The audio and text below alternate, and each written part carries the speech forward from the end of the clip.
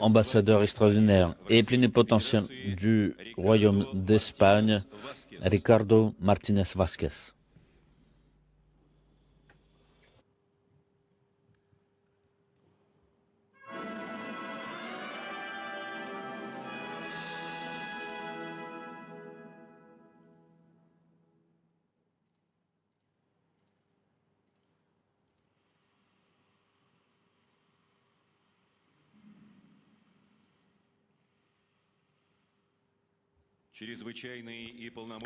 Ambassadeur extraordinaire et plénipotentiaire d'Irlande, Julian Clare.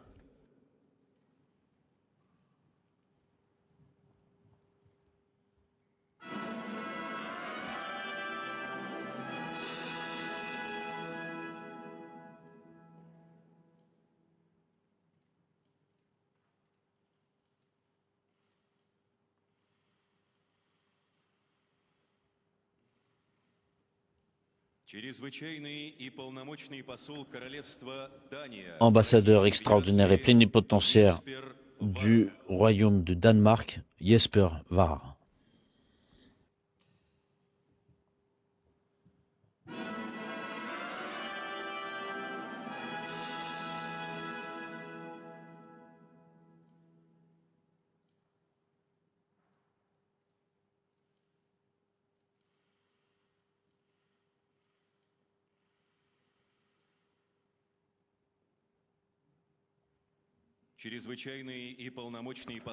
Ambassadeur extraordinaire et plénipotentiaire du Royaume de Belgique, Michel René Jereptsov.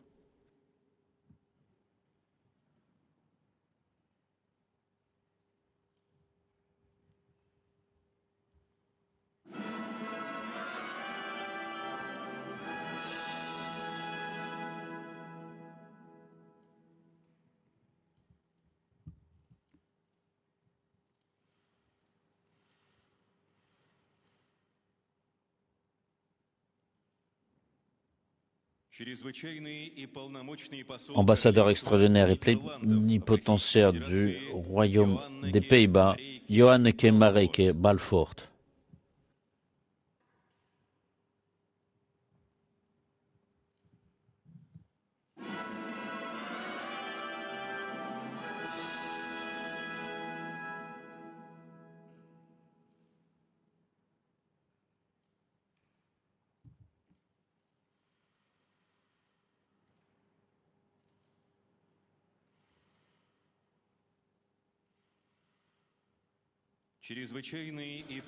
Ambassadeur extraordinaire et plénipotentiaire de la République du Kenya, Peter Mutuku Matuki.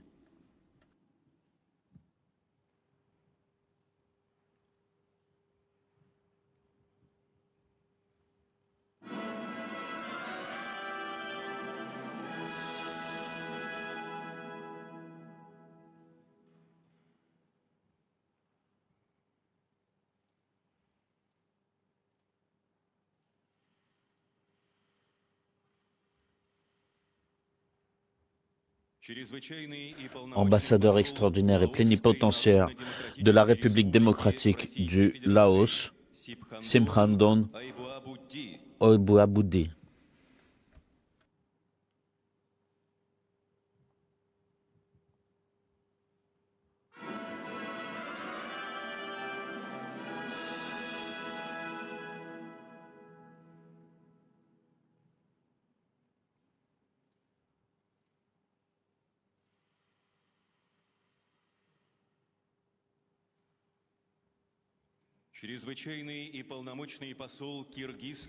Ambassadeur extraordinaire et plénipotentiaire de la République du Kyrgyzstan, Kubanitchbek Keneshovitch Bokontaev.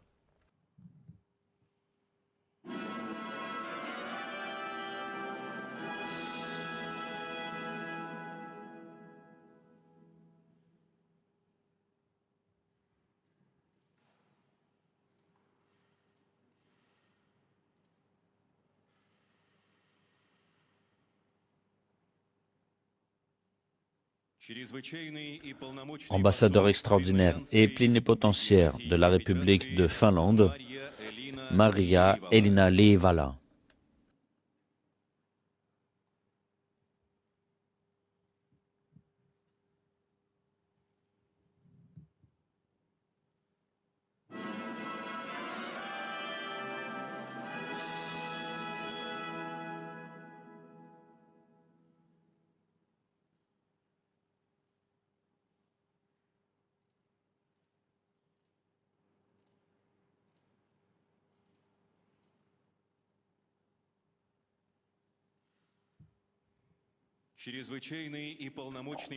Ambassadeur extraordinaire et plénipotentiaire de la République démocratique fédérative d'Éthiopie, Genet Teshome Jirou.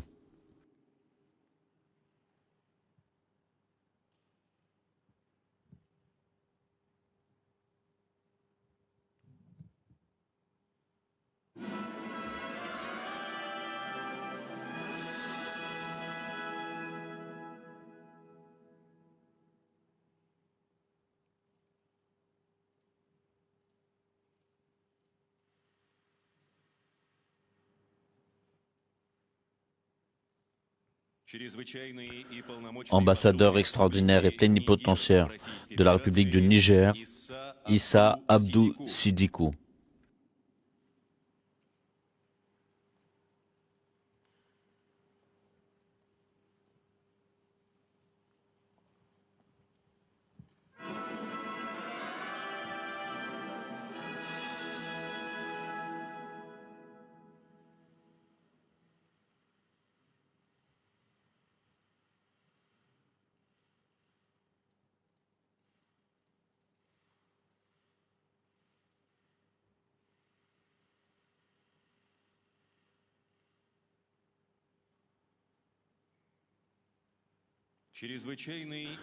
Ambassadeur extraordinaire et plénipotentiaire de la République d'Arménie, Gourgan Babkenovitch Arsenian.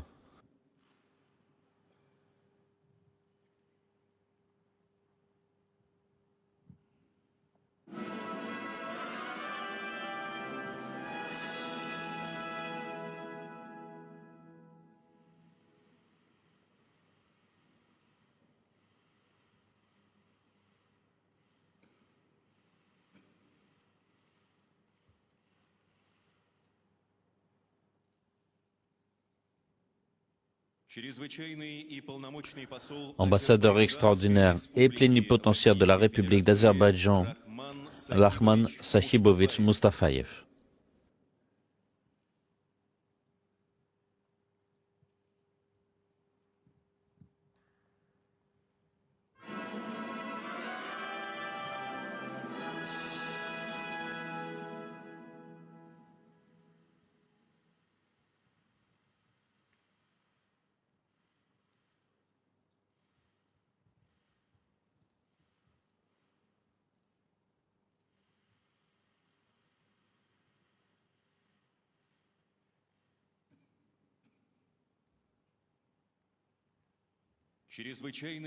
Ambassadeur extraordinaire et plénipotentiaire de la République du Zimbabwe, Mark Gray Marongwe.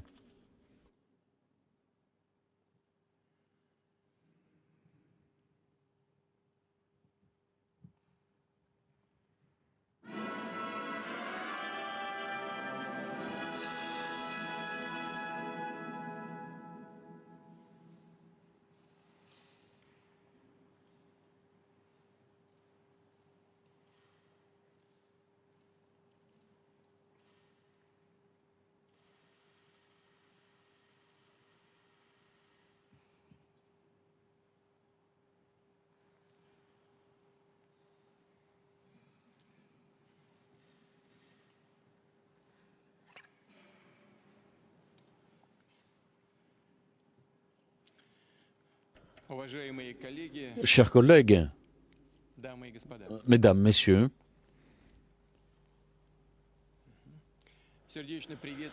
je salue chaleureusement au Kremlin pour cette cérémonie officielle de remise des lettres de créance les ambassadeurs extraordinaires et plénipotentiaires de 28 pays. Vous pouvez tous compter, chers collègues, sur la coopération des autorités russes, du ministère et des services de l'État et d'une attitude positive de la part des entreprises russes, des représentations de la société et des autorités russes à votre égard.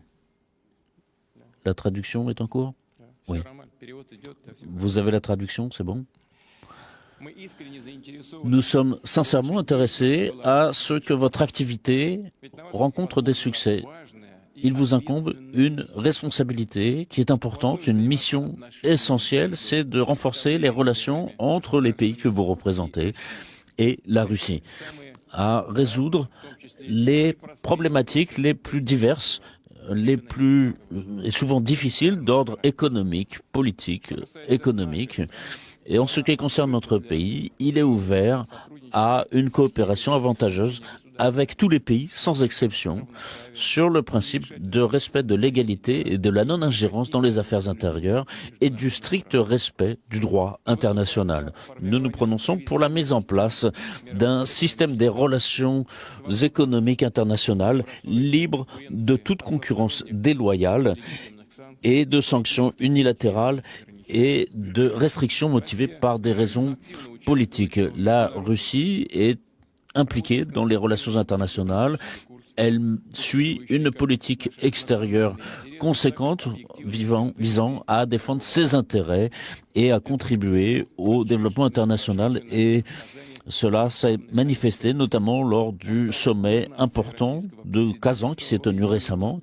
Et la Russie s'implique justement dans ce calendrier mondial. Et avec toute sa responsabilité, elle assume l'ensemble de ses missions. Pendant cette année, nous avons organisé plus de 200 rencontres au niveau le plus haut, au niveau des experts, des ministères, des parlements et des milieux d'affaires.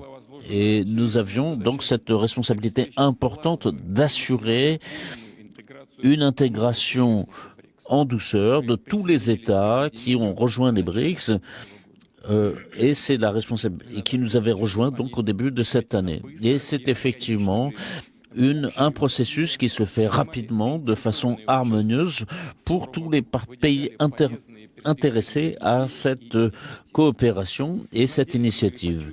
Nous avons ressenti effectivement l'intérêt pour les BRICS qui s'établissent justement sur ce respect des intérêts mutuels, dans la volonté de parvenir à des résultats concrets et tangibles. Et donc nous avons poursuivi dans le cadre de ce sommet une réunion spéciale avec les pays amis et partenaires des pays du Sud et de l'Est dans le cadre de ce qui s'appelle les BRICS+.